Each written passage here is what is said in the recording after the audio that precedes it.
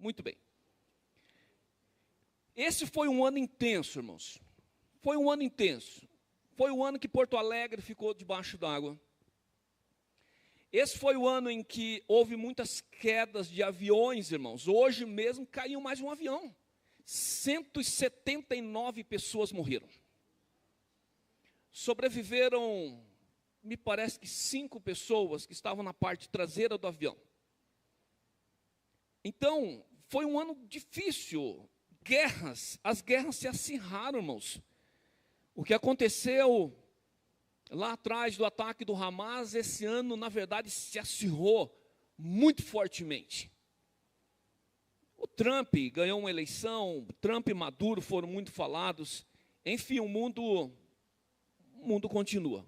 Mas se você tem um testemunho da sua família, aconteceu em 2024, no culto da passagem eu quero ouvir você aqui. Ok? Se você vai vir, é claro, fala assim, pastor, eu tenho um testemunho para dar. Testemunho de virar é tudo testemunho ali de até 5 minutos, mas a gente quer ouvir sua história.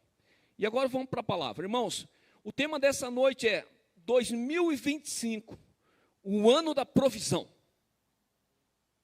Amém? Você quer provisão? De Deus a gente quer. Quem é que não quer provisão de Deus?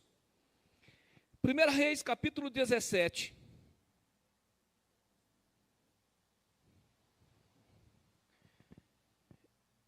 Eu vou ler parte do texto, porque depois, na hora da pregação, a gente vai relendo, né? Então eu vou ler apenas parte do texto. É quando Elias é sustentado, na primeira parte até o verso 7, ele é sustentado por corvo. E depois ele é sustentado por uma viúva. Talvez eu devesse contar a história antes, mas eu conto depois. Diz assim, então lhe veio a palavra do Senhor dizendo, 1 Reis 17, 8. Dispõe-te e vai a Sarepta, que pertence a Sidom, e demora-te ali, onde ordenei a uma mulher viúva que te dê comida. Então ele se levantou e se foi a Sarepta. Chegando à porta da cidade, estava ali uma mulher viúva, apanhando lenha. Ele a chamou e lhe disse, traze-me, peço-te, uma vasilha de água para eu beber.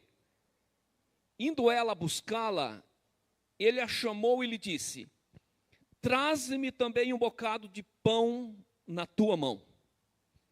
Porém ela respondeu, tão certo como vive o Senhor teu Deus, não era o Deus dela, tão certo como vive o Senhor o teu Deus, nada tenho cozido, há somente um punhado de farinha numa panela e um pouco de azeite numa botija. E vês aqui, apanhei 2 cavacos e vou preparar esse resto de comida para mim e para o meu filho. Comê-lo-emos e morreremos.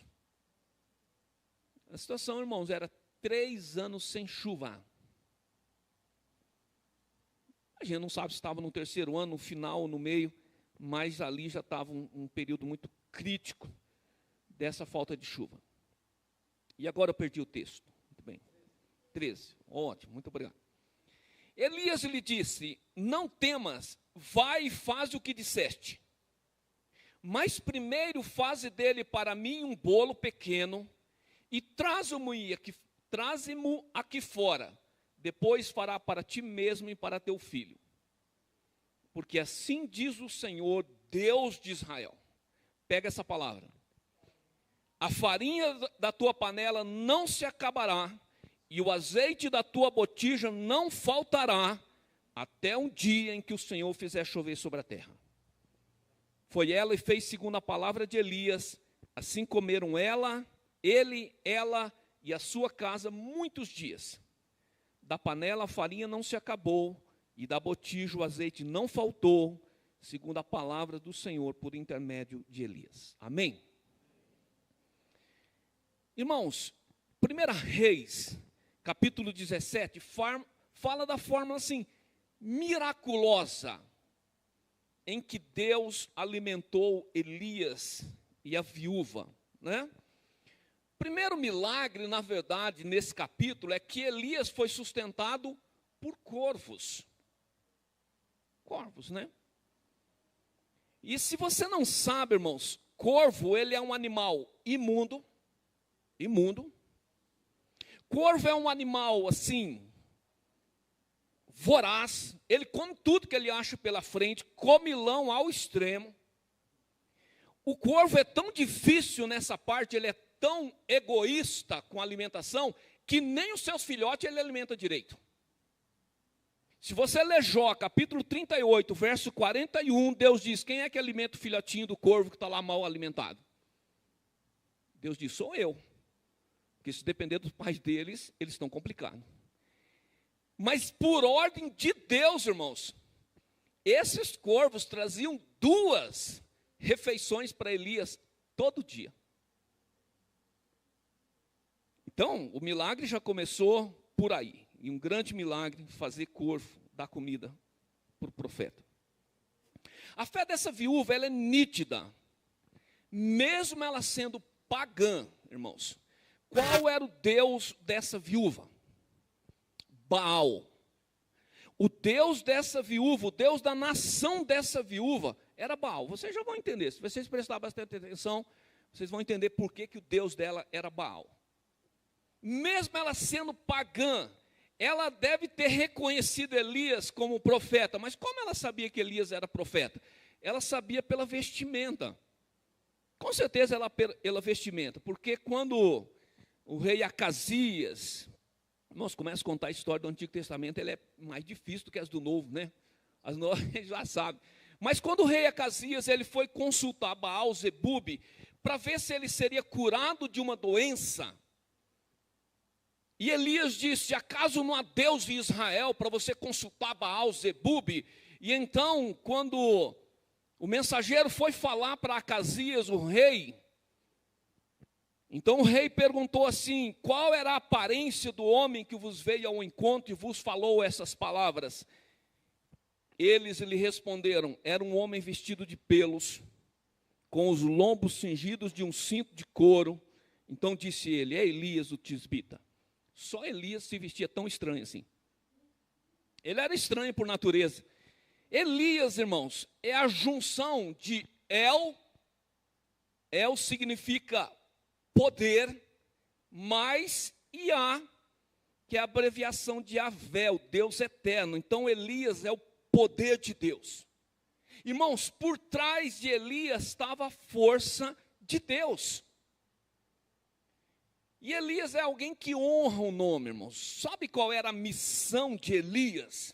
Elias, irmãos, ele é tão forte, irmãos, que Jesus, quando foi fazer uma comparação, ele se comparou a Elias. Ele diz, assim como perseguiram Elias, vão perseguir a mim também. O próprio Jesus. Mas sabe qual era a missão de Elias? A missão de Elias era tirar Baal do trono de Israel e recolocar Deus naquele lugar. Essa era a missão, irmãos. Era recolocar o senhorio do Deus de Israel sobre o seu povo. E Deus então usou dessa estratégia. Elias anunciou para Acabe, o rei de Israel, eis que eu te digo, não choverá sobre a terra, até que eu diga que vai chover de novo. E esse período foi longo, irmãos. Então, sobrou fome para todo mundo. Todo mundo passou dificuldade. Para experimentar a provisão de Deus, nós vamos aprender nesse texto, vamos aqui ser bem batista, né? 5 aspectos. A gente pode achar mais, se vocês quiserem, mas 5 tá bom, né, irmão? 5 tá bom. 5 aspectos. Primeiro, para experimentar a provisão de Deus, obedeça. Obedeça, irmãos. Sabe, Elias profetizou há cerca de 3 anos. E quando ele profetizou, irmão, Acabe disse, eu vou matar esse homem. Não importa onde ele vá, eu vou matar eles. Elias começou a ser caçado como se caça um animal. Como a polícia caçou aquele rapaz que agora me fugiu o nome, mas aquele tinha razão de ser caçado mesmo. Como é que é o nome? Lázaro. Isso. Vocês estão por dentro, é isso aí. Sabe, e é interessante que Deus disse para Elias assim, olha, então você vai lá e você vai ser sustentado por corvos. E aí secou o rio e Deus disse o seguinte, você vai sair da sua zona de conforto e você vai até Sarepta. Sabe, irmãos, quando a gente está lendo a Bíblia, a gente não entende alguns aspectos. Onde é Sarepta? Sarepta é um terreno hostil, irmão.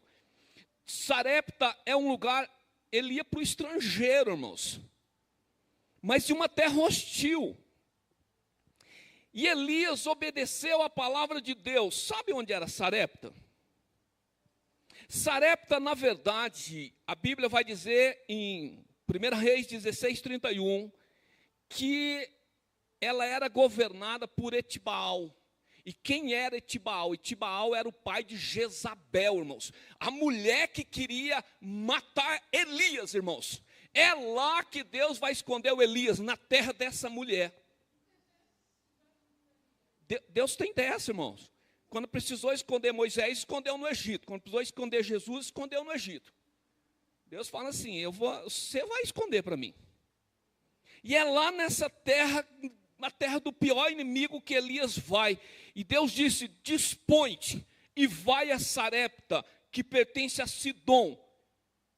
Porque eu ordenei a uma mulher viúva que te sustente, irmãos. Dispõe-te e vai.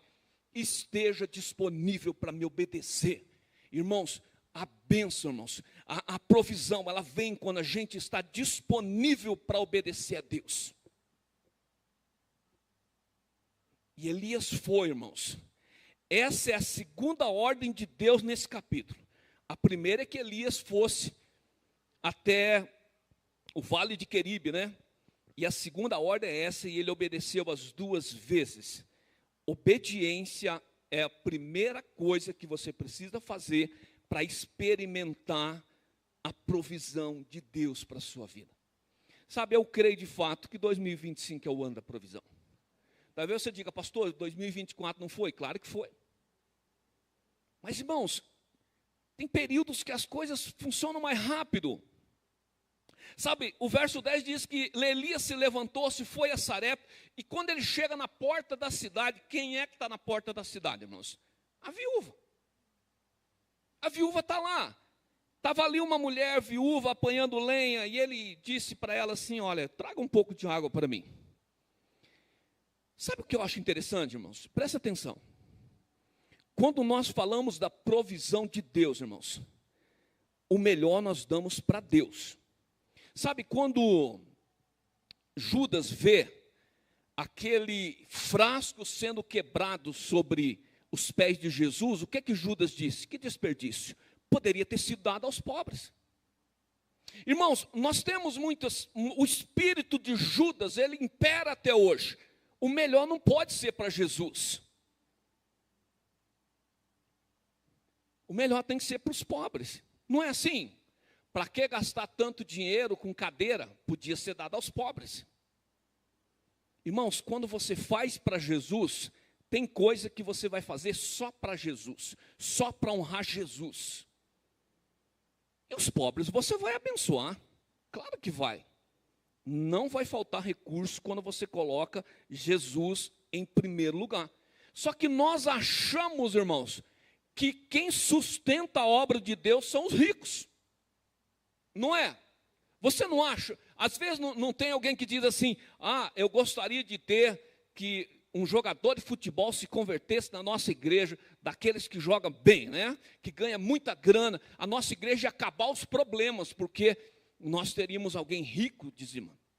Apesar que nós temos gente boa da grana aqui, viu? Bastante. Deus prosperou o Vila Americana. Amém? Tem, Deus nos prospera. Mas é interessante que a gente entende que só pessoas que ganham muito dinheiro que podem sustentar a obra de Deus. Mas Deus, irmão, sim, Deus usa também os ricos, claro que usa, mas Deus usa quem Ele quiser. Aquela mulher não tinha nada, irmãos.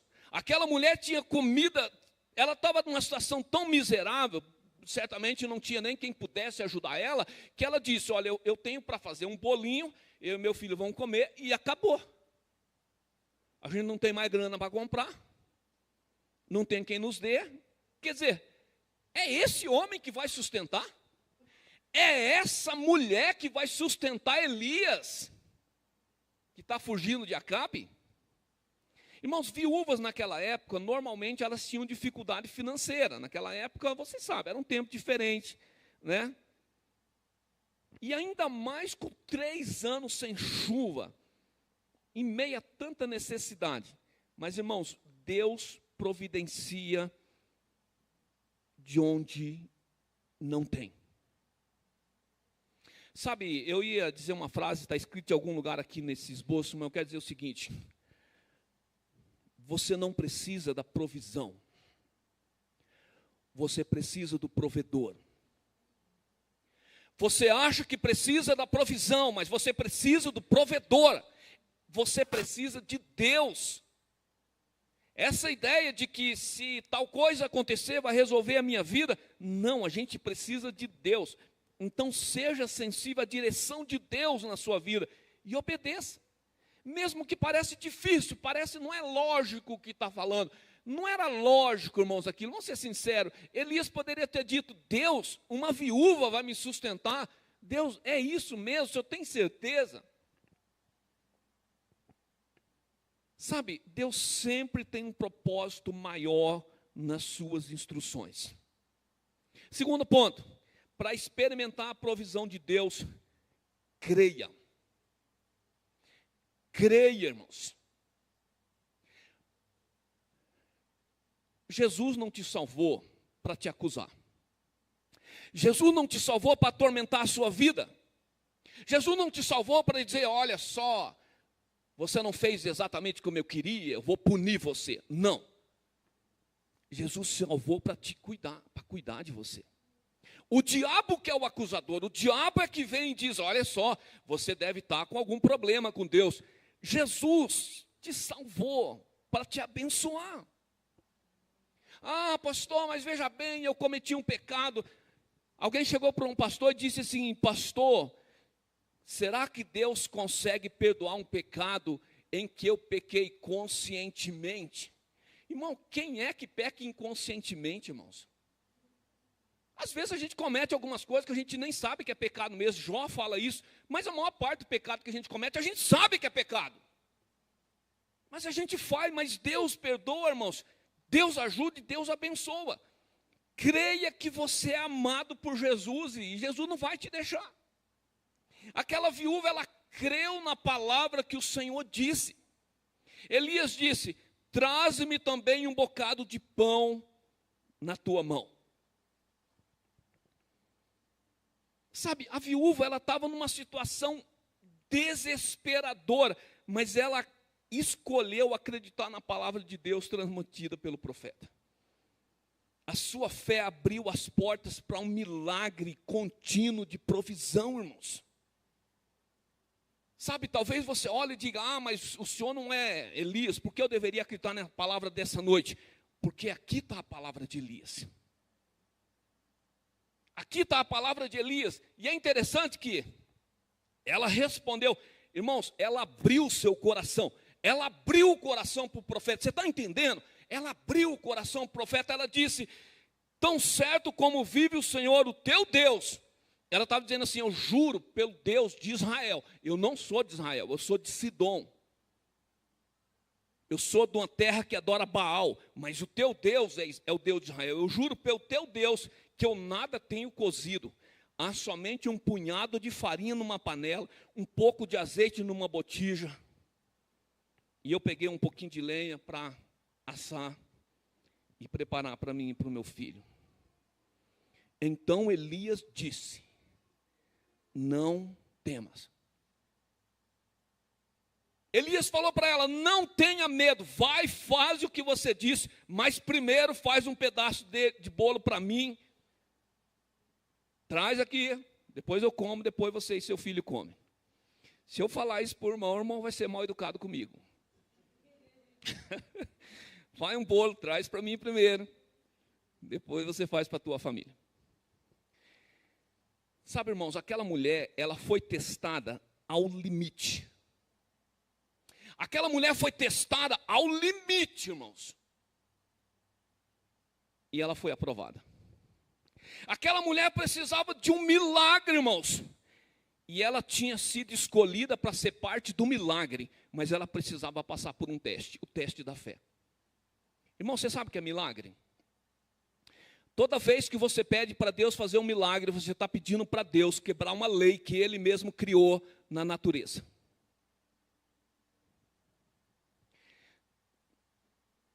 Eu não sei se você entendeu. Toda vez que você pede um milagre, você está dizendo assim: Deus, o normal é que essa doença vai levar fulano de tal, mas eu peço um milagre que o Senhor quebre a lei da natureza e cure.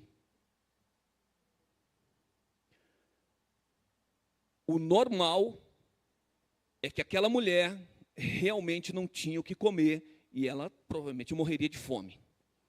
Mas Elias disse: vai acontecer um milagre. A lei da natureza vai ser rompida e não vai faltar farinha, não vai faltar azeite. Irmãos, eu não imagino como é que acontecer esse negócio. Eu acho que eu imagino aquela mulher vai lá todo dia e pega e tal, faz a comida. Quando ela volta no outro dia, a panela está cheia de novo. E ela vai lá e pega de novo, e no outro dia está cheio de novo.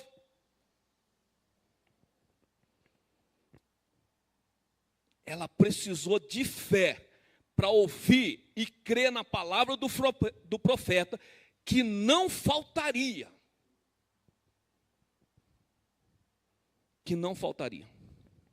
Essa mulher, ela foi tão guerreira, irmãos, que ela foi lembrada por Jesus séculos depois. Se você ler Lucas 4, versos 25 e 26, Jesus fala dela. Porque assim diz o Senhor Deus de Israel: a farinha da tua panela não se acabará, e o azeite da tua botija não faltará, até o dia em que chover de novo. Como disse pastor Hernandes Dias Lopes, aquela mulher conheceu Deus na cozinha. Então, irmã Leite, quando for para a cozinha, saiba que Deus está lá. Deus está fazendo milagres lá. Sabe, esse milagre é como o milagre da multiplicação dos pães e dos peixes, irmãos. Mesmo com recursos escassos, aquela mulher acreditou que não passaria fome. Sabe, essa confiança, ela foi recompensada com aquela provisão, irmãos. Porque a fé é a chave para liberar as bênçãos de Deus na vida da gente. A palavra de Deus diz: sem fé é impossível agradar a Deus. A palavra de Deus não diz: olha, com fé é mais fácil agradar a Deus. Não, a palavra de Deus diz: sem fé é impossível agradar a Deus. O que é que nós aprendemos com a viúva de Sarepta, irmãos? Nós aprendemos que ela teve fé em Deus o suficiente. Ela confiou que Deus não falha quando Ele promete. E nós podemos fazer o mesmo, irmãos. Nós podemos fazer o mesmo. Deus é o mesmo, irmãos. Sabe, eu sei que você fala assim: pastor, eu gostaria de experimentar o milagre da viúva. Eu quero perguntar: você gostaria mesmo? Porque eu não gostaria. Pastor, não gostaria? Irmãos, presta atenção no que eu vou te dizer. Deus tem feito um milagre todos os dias na sua casa. A comida tem chegado, a alimentação tem chegado, não tem faltado, irmãos. A gente até se deu ao prazer de ter uma mesa de pudim, irmãos.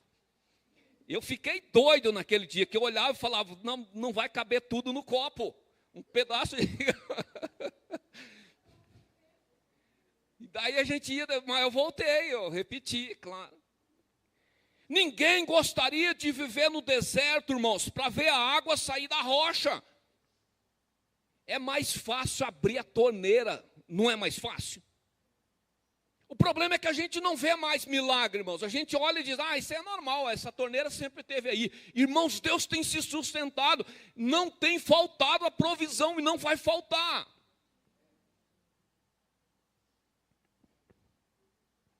Ninguém gostaria de passar uma fome extrema para ver trigo e azeite se multiplicando. Confie na palavra de Deus. As situações são desafiadoras, mas, irmãos, Deus vai liberar. a hora que precisar, Ele quebra a lei da natureza para te abençoar. Você é mais importante que a lei da natureza. Terceiro, para experimentar a provisão de Deus, busque. Busque. As coisas estavam bem, agora estava tudo certo, irmão, na vida daquela viúva, porque, vamos ser sinceros, o povo estava numa situação desesperadora. O Acabe estava louco para matar o Elias. Isso. Não faltava alimento para aquela mulher, todo dia aquela mulher ia lá e tinha um alimento, tinha lá para fazer o alimento no meio daquela crise. Mas veio o inesperado, irmãos. Presta atenção, veio o quê? O inesperado, irmãos. O filho da viúva adoeceu e morreu. Estava tudo bem. Estava tudo certo, irmãos. Mas o filho daquela mulher, ele adoeceu. E o texto diz, depois disso adoeceu o filho da mulher, da dona da casa, e a sua doença se agravou tanto que ele morreu. Irmãos, você precisará da provisão outras vezes. Sabe, nós vamos precisar da provisão de Deus outras vezes. Quantas vezes Deus já não me abençoou, mas eu vou precisar da provisão dele de novo. Sabe, então o texto diz que aquela mulher foi até Elias, e disse a Elias, ela para Elias, que fiz eu ao homem de Deus? Vieste a mim para trazeres à memória a minha iniquidade e matares o meu filho. Sabe, irmãos, aquela mulher, ela foi até Elias, e agora já não é mais tão calma assim, e ela está extremamente estressada, irmãos. Você sabe quando o marinheiro ele está perdido em alto mar? E quando ele vê a luz do farol lá na frente, irmãos, o que ele faz, irmãos? Aquela luz é a única esperança que ele tem, então ele tem que ir em direção daquela luz, irmãos. Ele fixa os olhos naquela luz e segue na sua direção, porque ele sabe que quando ele chegar naquela luz, ele está salvo. Irmãos, Deus é o nosso farol. Não tire os olhos de Deus. Deus é a luz que a gente precisa olhar na hora das dificuldades. Olhe para Deus. Aliás, olhe toda hora, não só na hora da dificuldade. O Deus que fez uma vez com os corvos, ele fez duas vezes com a multiplicação do alimento na panela, ele pode operar de novo, irmãos. Adam Clarke, preste atenção nisso, fala que em todos os tempos de diversidades, são tempos em que nós sondamos o nosso coração e a gente diz, Deus, será que não tem algo errado? Deus, o que está acontecendo? Mas lembra de uma coisa, o sol quente faz a planta crescer. O sol quente, o sol que incomoda, é o sol que faz a planta crescer. Às vezes os nossos joelhos se dobram mais facilmente na hora das dificuldades, irmãos. Mas em meio à angústia, aquela mulher que tratou bem o profeta, agora o que ela faz? Ela coloca a culpa no profeta. Ela diz, mais ou menos ela está dizendo o seguinte, claro que há uma emoção muito forte envolvida, ela está dizendo o seguinte, se você não tivesse aparecido, eu não estaria passando por isso.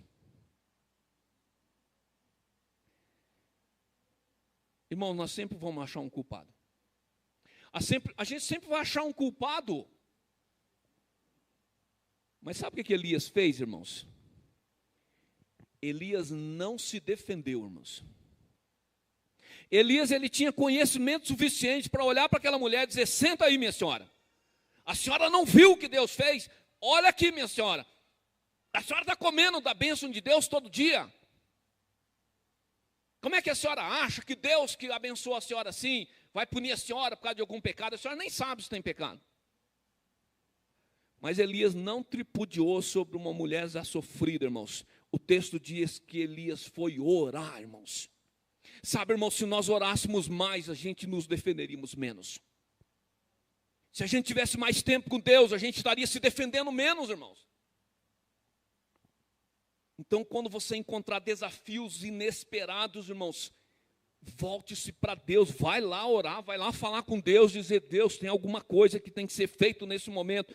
Deus vai intervir. Eu acho muito interessante quando eu vou ouvir algumas coisas, e daí pastores de igrejas, irmão, não tem igreja grande, pequena, no reino de Deus é uma igreja só, né? Mas tem alguns pastores, né, que tem umas igrejas com números bem maiores de membros, assim como tem outros menores. E um pastor de uma igreja gigantona, assim, aí ele vai pregar, e de repente eu estou ouvindo ele diz: o segredo está em orar. Sabe por quê, irmãos? Porque o segredo está em orar, irmãos. A questão não é o quanto eu conheço de Jesus, a questão é o quanto eu vivo Jesus na minha vida. A questão não é o quanto eu entendo de Jesus na teologia, a questão é o vínculo que eu tenho com Jesus, irmãos. O vínculo que Elias tinha com Jesus, irmãos, era tão forte, irmão, que Tiago chega a dizer assim: sabe o Elias? Acredite, ele era tão humano quanto você. Porque o Elias é incrível, irmãos. Ele tinha um vínculo tão forte com Deus, irmãos, que ele não questiona aquela mulher, ele não briga com ela, ele pega aquele menino no colo, e ele pega e diz: dá licença, minha senhora, o que eu tenho que fazer, a senhora não pode participar. E ele pega aquele menino e leva ele para o aposento, provavelmente sai do lado de fora, sobe no aposento que ele estava, coloca aquele menino sobre a sua cama. Tem uns procedimentos estranhos, provavelmente a crença deles, ele deita sobre aquele menino, ele sopra sobre aquele menino. Como experimentar a provisão de Deus? Clame por ela, clame. Elias clamou intensamente a Deus para que a vida do menino fosse restaurada, irmãos. Sabe, eu sei que talvez você diz assim: não, Elias chegou e disse: espírito de morte, sai. Não, não foi assim, irmãos. Ele persistiu, irmãos. Ele lhe disse: dá-me o teu filho. Tomou-o nos braços dela e o levou para cima no quarto, onde ele mesmo se hospedava, e o deitou na sua cama. Então clamou ao Senhor e disse: ó Senhor meu Deus, também até esta viúva com que me hospeda afligiste, matando-lhe o filho. Sabe, há um gesto de gratidão na vida de Elias. Ele disse: essa viúva, Senhor, olha para ela hospedou a gente, ela nos tratou tão bem. Elias disse: eu sei que o senhor está querendo talvez punir a mim, eu não sei, mas o fato é que Elias, ele se afastou por um momento de toda a tensão, aquela tensão, irmãos. Sabe, tem hora que a gente precisa se afastar daquela tensão toda, da pressão emocional da situação. A gente precisa se afastar disso, irmãos. E ele se afasta, ele levou o menino morto para o seu quarto. E o texto diz no verso 21, estendendo-se 3 vezes sobre o menino, clamou ao Senhor, disse: quantas vezes? 3 vezes. Ó Senhor meu Deus, rogo-te que faças a alma deste menino tornar a entrar nele. Irmãos, deixa eu te falar um negócio. Naquela época, não estava muito claro algumas coisas. Por exemplo, se entendia que a pessoa morria e ela era sepultada, e ali ela ficava meio que apagada, sabe? Algumas religiões acreditam nisso até hoje. Mas o Novo Testamento melhorou muito isso, esse entendimento nosso. E eu quero falar uma coisa para vocês, presta atenção. Presta atenção. Vocês sabem quantas pessoas tinham sido ressuscitadas até aquele dia? Nenhuma.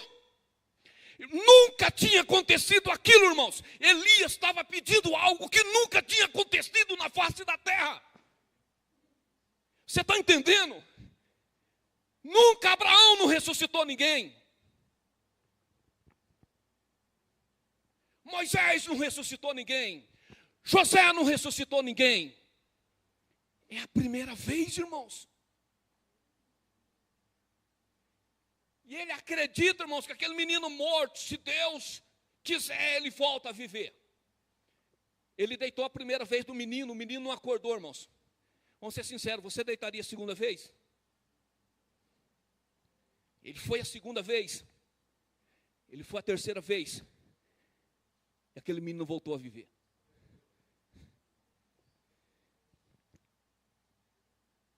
Peço o inusitado, irmãos. Peço o que nunca aconteceu antes. Deus é onipotente, irmãos. Deus não é limitado pelo tempo. Deus não é limitado por nada. Deus é soberano. Talvez um dos nossos problemas maiores da teologia é não entender que Deus é soberano. Ele não vai contra a sua palavra, claro que não. Ele é onipresente, irmãos, ele está em todos os lugares. Ele é onisciente, ele sabe todas as coisas. E ele é onipotente, ele pode todas as coisas. E último, para experimentar a provisão de Deus, seja grato. Seja grato, irmãos. Aquela mãe, ela, meu Deus. Até vezes você diz, pastor, mas daí é fácil, né?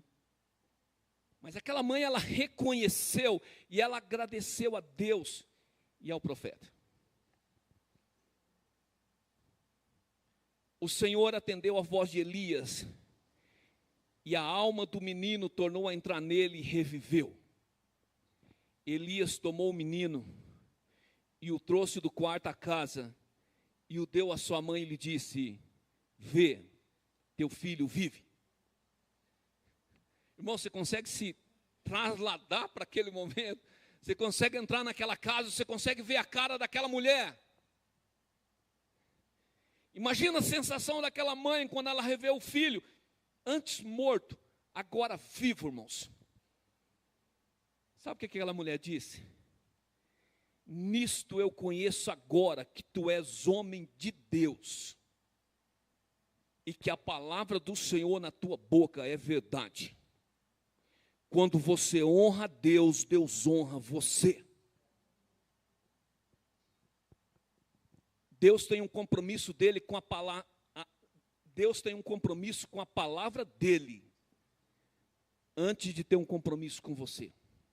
Se você não honra a palavra de Deus, Deus não tem por que honrar você. Mas quando você honra a palavra de Deus, Deus vai honrar você. Como você é conhecido? Como você é conhecido? Aquela mulher olhou para Elias e disse: nisto eu conheço agora. Sabe o que eu acho incrível? Por que antes ela já não tinha visto isso, irmão? Mesmo na questão da multiplicação da comida, mas quando ela vê aquele menino, ela diz: eu sei que a palavra do Senhor na tua boca é verdade. A coisa mais triste que tem é crente que não honra a palavra, que não fala a verdade. Sabe, a tua palavra é sim, sim, não, não. O que passa disso é de procedência do inimigo, irmãos. A gente precisa honrar a palavra de Deus. Sabe o que aquela mulher estava dizendo, irmãos? O que a gente faz vai definir a fé das pessoas. Agora aquela mulher viu a diferença entre Deus e Baal.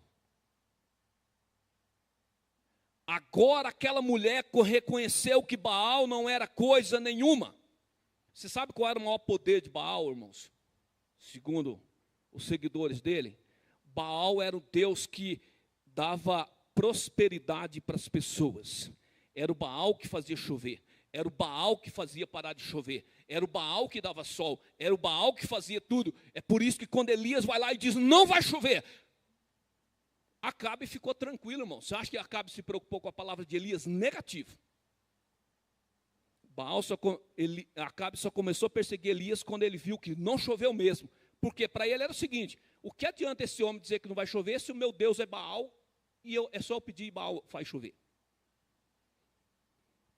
Agora aquela mulher reconhece que há só um Deus, irmãos. E esse Deus é o Deus de Elias e não Baal. Irmãos, reconheça. Reconheça e celebre as bênçãos que Deus já deu para você. Sabe, a gratidão, ela abre espaço para mais provisão. A gratidão abre espaço para mais provisão. e vai fortalecendo o seu relacionamento com Ele. Sabe, eu quero, indo para o final, bem para o final mesmo, nós temos uma ideia, irmãos, de que Elias, naquele tempo, a gente fala assim, pastor, no Antigo Testamento era assim mesmo, milagre era comum, a gente não fala isso? Você sabe quantos milagres que Elias fez? 14. Eliseu pediu uma porção dobrada, fez 28. Mas eu quero dizer uma coisa para você. Não tinha acontecido nenhum milagre. Esse é o primeiro milagre desde o êxodo e a conquista da terra prometida, irmãos. Esse não era um tempo de milagres. Elias veio para restaurar algo que tinha se perdido. Não pense, Elias fez, mas todo mundo fazia, negativo. Desde o tempo da saída do êxodo, da conquista da terra prometida, aquelas coisas todas que aconteceram no deserto, não aconteceu nenhum milagre depois disso. Esse é o primeiro, irmãos. A história de Elias e a viúva nos lembra que Deus é fiel, irmãos, para prover em todas as áreas da nossa vida.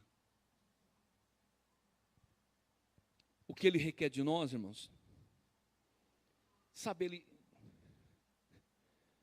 esse é o mistério da fé, né? Sabe, enquanto você não entender o quanto você é amado, você sempre vai negociar com Deus. Enquanto você não entender o quanto você é amado por Deus, e Deus não vai, Ele nunca vai deixar de te amar. Você sempre vai estar dizendo o seguinte, eu acho que eu preciso obedecer um pouco mais, eu preciso fazer isso um pouco mais, eu preciso de mais um culto, eu preciso gastar um tempinho a mais de oração, eu preciso fazer isso, fazer aquilo, irmãos. Tudo isso é consequência, irmãos. Quando nós estamos dispostos a viver na palavra, na obediência, na fé, buscar, clamar, ser grato, irmãos, a gente vai viver 2025 confiando plenamente na provisão divina, irmãos. 2025 vai ser um ano difícil, o dólar está alto, e isso e aquilo, irmãos. Sabe, eu só sei uma coisa de 2025. Eu nem sei se eu vou estar lá. Mas uma coisa eu sei, Deus vai estar lá. Não sei como é que vai ser o sistema político, mas Deus vai estar lá. Não sei como é que vai ser o acirramento das guerras com o Trump, mas Deus vai estar lá, irmãos. Você depende mais do provedor do que da provisão. Cadê a música? Vamos adorar o nosso Deus.